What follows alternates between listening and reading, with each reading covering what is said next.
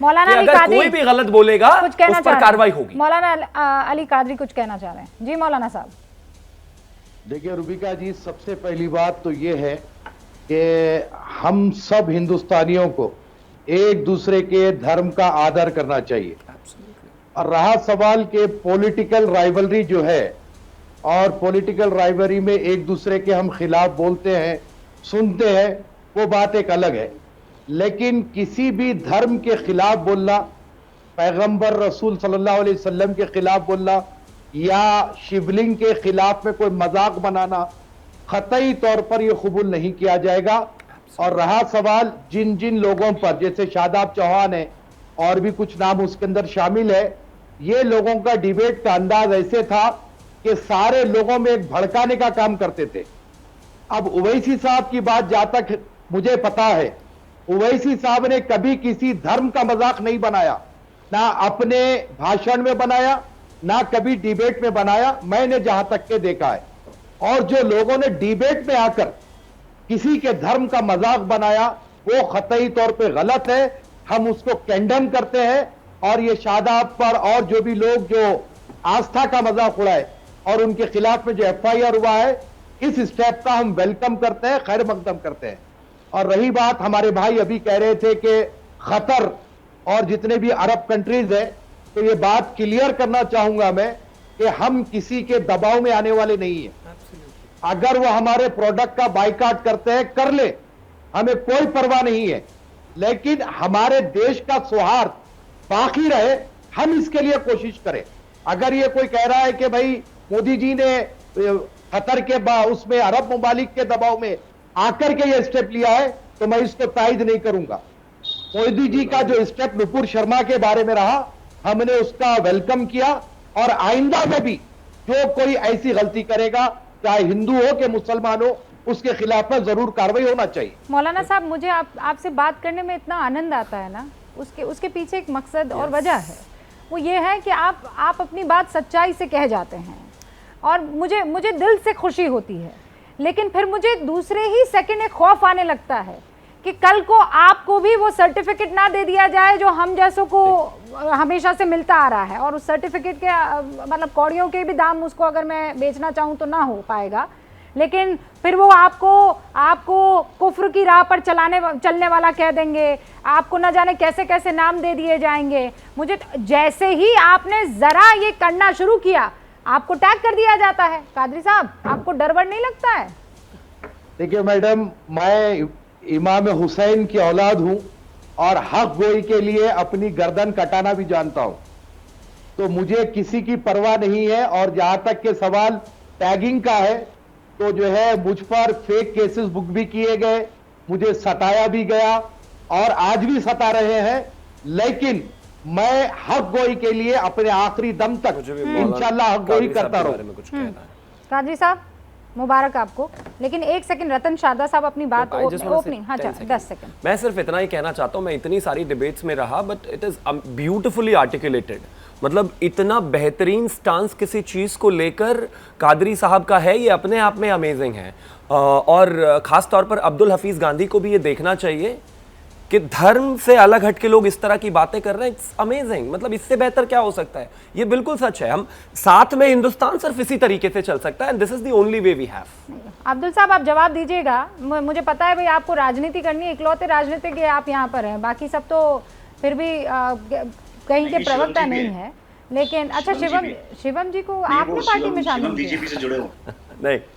अच्छा, शिवम बीजेपी में जुड़े हो, उनका ट्विटर हैंडल देख लीजिए आप। सर आप देखिए, आपने ट्विटर हैंडल फिर से देखिए। मैं एक बार आपको कह देता हूँ, 1 रुपए की जो पर्ची होती है ना, वो बीजेपी की, जिसमें वो मेंबरशिप लेते वक्त होता है।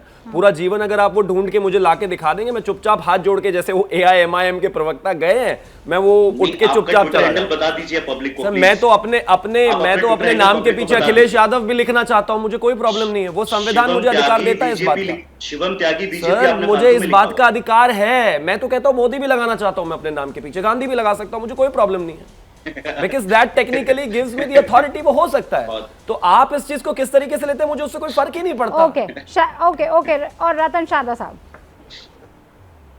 साहब, आज बातें कही जा रही है, मर्यादा में कही जा रही है, अच्छे से कही जा रही है, ये दिल्ली पुलिस की एफआईआर का नतीजा तो नहीं है? देखिए रुबैका जी, सबसे पहले मैं आपको बधाई देता हूं कि आपने जिस प्रकार ऐसे जो उद्दंड मौलवी आते हैं यहाँ पर उनको दूर रखा है, और कादरी जी जैसे और भी सज्जन है बहुत सारे जिनको डिबेट में लाना चाहिए। दुर्भाग्य से डिबेट्स के अंदर आग लगाने वाले लोगों को बहुत पहले से प्राथमिकता दी गई। बार बार मेरे जैसे लोगों के ऑब्जेक्शन लगाने के बाद भी उसका परिणाम है कि यहाँ तक पहुंचे हैं कि आज पुलिस के एक्शन के बाद में, और इससे पहले भी मैं कल से ही कहूँगा, 1-2 दिन पहले से हुआ कि थोड़ा सा डिबेट्स के अंदर कुछ शांति मुझे दिख रही है। कारण मैं जानता नहीं, लेकिन एक अच्छा चेंज इसके अंदर आया, मैं इसको बिल्कुल मानता हूँ। अभी आप एक और बात देखिए, एआईएम वाले जो बंदे गए हैं उन्होंने कहा कि हम प्रोटेस्ट करते हैं। आपको याद होगा हर डिबेट के अंदर एआईएम वाले कहते हैं हम संविधान की दुहाई देते हैं, संविधान हमारे लिए सर्वोपरि है, लेकिन जब ट्रिपल तलाक की बात आती है, ऐसी कोई भी मुद्दा आता है तो कहते हैं शरिया सबसे ऊपर है। ऐसे लोगों को अखिल भारतीय पार्टी बनाने में मीडिया का बहुत बड़ा हाथ है, और ऐसे लोगों को लगातार हमने एंकरेज किया, हमारी बहुत बड़ी कमजोरी है। अभी हम आते हैं ये पुलिस के एफआईआर के ऊपर। बहुत ही बढ़िया कदम है, बहुत अच्छी बात है, चाहे वो हिंदू हो या मुसलमान हो, चाहे क्रिश्चियन हो, सबके ऊपर यदि वो धर्म के विरुद्ध भावनाएं भड़काते हैं, घृणा फैलाते हैं, उनके ऊपर एफआईआर होनी चाहिए, उन पर केस होना चाहिए। लेकिन मेरा इसके अंदर दुख इस बात का है, आज से तो शुरू नहीं हुआ, मैं भी 8 साल से टीवी पे आ रहा हूँ, आप मुझसे बहुत ज्यादा टीवी पे आ चुकी हैं, लेकिन ये 2014 के बाद में इस प्रकार के झूठे आरोप लगा के, घृणा की बातें करके लोग टीवी पर शोर मचा के जा चुके हैं, कई बार जा चुके हैं, आप भी देख चुके हैं, मैं भी देख चुका हूँ, कोई एक्शन नहीं हुआ। मैं बहुत दूर नहीं जाऊंगा, मैं बात करूंगा शाहीन बाग। शाहीन बाग के अंदर हिंदुओं के चिन्हों का अपमान किया गया, उनको गालियां दी गई, उनके धर्म को गालियां दी गई, उसका कोई लेना देना नहीं था, सीएसएस के बावजूद कोई एक्शन नहीं हुआ। उसके बाद में हिजाब को लेकर हुबली के अंदर हिंदुओं को बॉयकॉट करने की बात चली। एक हिजाब जो केवल एक लोकल मुद्दा था, उसके इंटरनेशनल लेवल पर लेके जाने वाले यहाँ लोग यहाँ पर आते थे मीडिया में, उसके ऊपर कोई एक्शन नहीं हुआ। और अब जो हुआ है ये नूपुर शर्मा के एक्शन को एक बैलेंस करने के लिए एक्शन हुआ है क्या, इसका मुझे डर है। मुझे लगता है एक्शन सब पे हुआ है, सही है, और मैं विनम्रता के साथ कहूंगा, मैं हर डिबेट में पूछता हूँ कि नूपुर शर्मा ने कौन सी हेट स्पीच दी। मैं शुभ्रता जी की बड़ी इज्जत करता हूँ, मैं उनको बहुत ही स्नेह के साथ में देखता हूँ, लेकिन ये कहना कि नूपुर शर्मा ने हेट स्पीच दी थी क्योंकि बीजेपी कह रही है, मैं इसको किसी तरह से कतई मानता नहीं हूँ। उन्होंने वही कहा जो बड़े बड़े इस्लामिक स्कॉलर कह चुके थे, और वो बात चली कहाँ से, पुलिस सो रही थी जब लगातार ज्ञानवापी मस्जिद के बाद में सभा नगरी जैसे जिसकी फोटो आप दिखा रतन चादा जी, ऐसे कितने लोगों ने बहुत घृणित मजाक किए, सेक्सुअल मजाक किए, एब्सोल्युटली, और ये बात हम लगातार करते रहे हैं। Police should not be reactive. मैं ये कह रही हूँ, आपके पहले 2 सेंटेंसेस की बात तो मैं मान लेती हूँ, मैं अग्री करती हूँ, लेकिन आप कह रहे हैं कि वो हेट स्पीच कहाँ था। मैंने नूपुर शर्मा के उस बयान को बार बार सुना है, और उसमें आप इंटेंट देखिए, मैं बताऊं, मैं दिखाऊं, मैं समझाऊं, वो इंटेंट जी, मैं उस डिबेट में था। और रतन, अच्छा आप उस डिबेट में थे, जानकारी के लिए उस डिबेट में उससे पहले उकसाया गया, भड़काया गया, इसलिए उसको मैं नहीं चाहता, उस विवाद में पढ़ना ही नहीं चाहता हूँ। हाँ, मैं समझ रही हूँ, उस विवाद में पढ़ना नहीं चाहता। मैं ये कह रहा हूँ कि इसके पहले ज्ञानवापी को लेकर लगातार घृणास्पद बयान आ रहे थे, पुलिस क्या कर रही थी। पुलिस को रिएक्टिव नहीं होना चाहिए, पुलिस को प्रोएक्टिव होना चाहिए। कानूनी व्यवस्था प्रोएक्टिवली रोकी जा सकती है, रिएक्टिवली नहीं रोका जा सकता। ओके, मौलाना अली कादरी साहब, आप इस बात को मानेंगे, लेकिन नूपुर की बयान पर आप कुछ कहना चाह रहे थे, लेकिन मुझे लगता है कि उस पर आप फुल स्टॉप लगा देना चाहिए। अब हमें आगे बढ़ना चाहिए, एक्शन लेना था, ले लिया गया है। कुछ लोग इसको निचोड़ कर खूब रस निकालने की कोशिश कर रहे थे, वो भी हो गया है सर, अब आगे बढ़ने का वक्त आ गया, लेकिन फिर भी आप अपनी बात कह दीजिए। नहीं मैडम रूबिका जी, देखिए, हर मजहब की, हर धर्म की कुछ आस्था होती है, जो हिंदू धर्म में भी है, इस्लाम में भी है, और वो सारी बातें आस्था से जुड़ी होती है। उसको ऑन माइक या ऑन डिबेट किसी तरीके से मजाक बना करके पेश करना बिल्कुल कतई गलत है। मैं उसी तरफ कहना चाह रहा था कि नूपुर शर्मा की बात को तो हम फुल स्टॉप लगा चुके हैं, क्योंकि नरेंद्र मोदी जी ने जो इकदाम किया है, जो काम किया है, हमने उसका वेलकम किया, उस पर हम टिप्पणी नहीं करना चाहेंगे। लेकिन एक बात की तरफ मैं आपके चैनल के जरिए बात दर्ज कराना चाहता हूं कि ये एफआईआर में ओवैसी साहब का भी नाम है, और मेरी नजर से मैडम ओवैसी साहब किसी भी धर्म का अपमान करते हुए कभी भी नजर नहीं आए। ये बात का क्लियरेंस अगर हमें मिल जाए तो बहुत बेहतर होगा। अच्छा मौलाना अली कादरी साहब, आप ये कह रहे हैं कि वो असदुद्दीन कादरी साहब, ओवैसी उनके नहीं है, भाई वो हैं स्पेलिंग में, अकबरुद्दीन। हाँ वो अकबरुद्दीन, स्पेलिंग मिस्टेक हो गई है। कादरी साहब आप ये कहना चाह रहे हैं? नहीं, मैं स्पेलिंग मिस्टेक नहीं कह रहा हूं आपको। उनको तो अदालत ने बरी कर दिया, अकबर ओवैसी साहब नो को, ये नो आपको नो, पता है। नहीं वो मामला उन्होंने फिर अलग बयान था दिया। कादरी साहब, वो अलग बयान था कि उन्होंने मुझे फिर कुछ बयान मिनटों दिया। के लिए छोड़ दे और फिर हम बताएंगे, वो तो बयान अलग था। एक दूसरा बयान था, उसको जब आप सुनेंगे तो अल्लाह तौबा करेंगे। शुभ रास्ता कुछ कहना चाह रही हैं? जी रूबिका जी, यहाँ पर बहुत अच्छा मुझे लगा कि मौलाना साहब ने जिस तरीके से बात की और जिस तरीके से स्पष्टता से अपनी बात रखी। मैं एक चीज़ जोड़ना चाहती हूँ, और रतन जी ने भी जो बात की वो भी बहुत इम्पोर्टेंट है।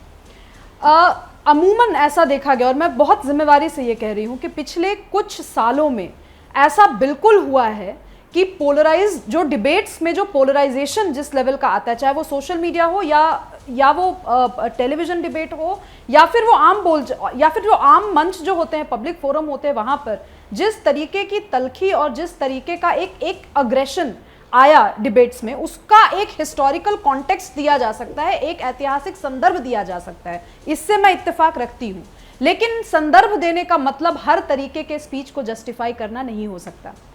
एक जमाना वो भी था जब अटल बिहारी वाजपेयी संसद में बैठते थे, सिर्फ एक व्यक्ति थे और पूरे ऑपोजिशन का वो प्रतिनिधित्व करते हुए जवाहरलाल नेहरू जी से आंखों में आंख डालकर सवाल पूछते थे और जवाहरलाल नेहरू उनकी बात सुनते थे। हमें सिर्फ शांत होकर के ये सोचना चाहिए कि क्या आज हम वैसे लोकतंत्र में हैं, और अगर नहीं हैं और किसी पॉलिटिकल पार्टी ने सामने आकर एक स्टैंड लिया है, यहाँ पे बात लीगैलिटी की नहीं है कि नूपुर जी ने जो बयान दिया वो भड़काऊ था या नहीं, या नूपुर जी ने जो बयान दिया वो हेट स्पीच के अंतर्गत आता है कि नहीं, बात इसकी नहीं है। बात जो आप कह रही थी, बात इंटेंट की है, वो किस इंटेंट से बोला गया, उसके पहले कितनी प्रताड़ना हुई ये भी, इससे भी मैं वाकिफ हूं। मैं लगातार कह रही हूं कि शायद मैं वहां पर होती तो मैं भी वही बोल रही होती जो उन्होंने बोला, लेकिन जिस संदर्भ की बात हो रही है उस संदर्भ को थोड़ा सा और बर्ड्स आई व्यू लेने की जरूरत है। और कादरी साहब, यही बात मैं असदुद्दीन ओवैसी पर भी कह सकती हूँ। ठीक है, आपकी बात हो सकता है टेक्निकली सही हो कि उन्होंने कभी किसी धर्म को लेकर भड़काऊ बयान नहीं दिए, केवल इस्लाम पर या मुस्लिमों को एक संगठित करने के लिए अग्रेसिव स्टैंड लिया होगा, लेकिन जो इंटेंट होता है ओवैसी साहब के उन भाषणों का जो वो एक पर्टिकुलर कॉन्स्टिट्यूएंसी में देते हैं, वो इंटेंट कहीं से भी जस्टिफाइड नहीं है। आज के लोकतंत्र में देश का, खास करके देश का जो मिलेनियल युवा है, जिस तरीके से वो एक पर्टिकुलर, जैसे भी हुसैन साहब के ऊपर जो टिप्पणी की, जिस तरीके से वो नकार रहा है, हाँ। उसी तरीके से असदुद्दीन ओवैसी के और कादरी साहब को नकारेगा ही, ये चाहे वो टेक्निकली दोनों अपनी जगह पर कितना भी सही है। मैं बस ये बता दूं आपको, मैं आपको कादरी साहब ये बता दूं कि ये जो शुभ रास्ता कह रही है ना कि सिर्फ किसी के बारे में बोलना नहीं, उसके पीछे का इंटेंट यहाँ पर बकायदा लिखा हुआ है। हैविंग कंप्लीट नॉलेज, मतलब इस बात का उसे एहसास हो कि इस तरह की भाषा, इस तरीके के क्लेम्स और इस तरीके का असर्शन, यानी किसी तरीके का दबाव, ये अगर दो कम्युनिटी को तोड़ने के लिहाज से हो तो उस पर ये एफआईआर हुई है। और इसीलिए इन तीनों में से एक कैटेगरी में तो असद ओवैसी के बयान पढ़ ही जाएंगे, चाहे वो, मैं लैंग्वेज की बात नहीं करती हूँ, लेकिन क्लेम जो बार बार वो लेकर कर रहे हैं और दूसरा असर्शन, ये दोनों कैटेगरी में असद ओवैसी पक्का आएंगे। जब वो कह रहे हैं ना इंशाअल्लाह कयामत तक, मतलब भाई अभी तो कोर्ट में है ना मामला, रुक तो जाइए। आपने उसे फव्वारा घोषित कर दिया। नहीं देखिए मैडम, मैं एक बात को मैं बड़ा ही क्लियर कहना चाहूंगा। उदाहरण, नहीं 1 मिनट, मुझे 30 सेकंड दीजिए मुझे, बस मैं कहना चाहता हूं। देखिए मैडम, फवारा, शिवलिंग, ये सब दावे कोर्ट में है, इस पर तो हम कोई टिप्पणी कोई भी करे हम इसको गलत मानते हैं। लेकिन रही बात सौहार्द के लिए हम जो संवाद करें, मैं इससे पहले भी आपके चैनल के जरिए बोला हूं और मोहन भागवत जी ने भी ये बात कही है, उनके भी हमने बयान का वेलकम किया है। इंशाअल्लाह अल्लाह ने चाहा तो कोई रास्ता निकलेगा, कोई सूरत निकलेगी, और ये ज्ञान व्यापी भी जो है मैंने संवाद के जरिए, सौहार्द के जरिए आप देखेंगे बहुत जल्दी हल हो जाएगा।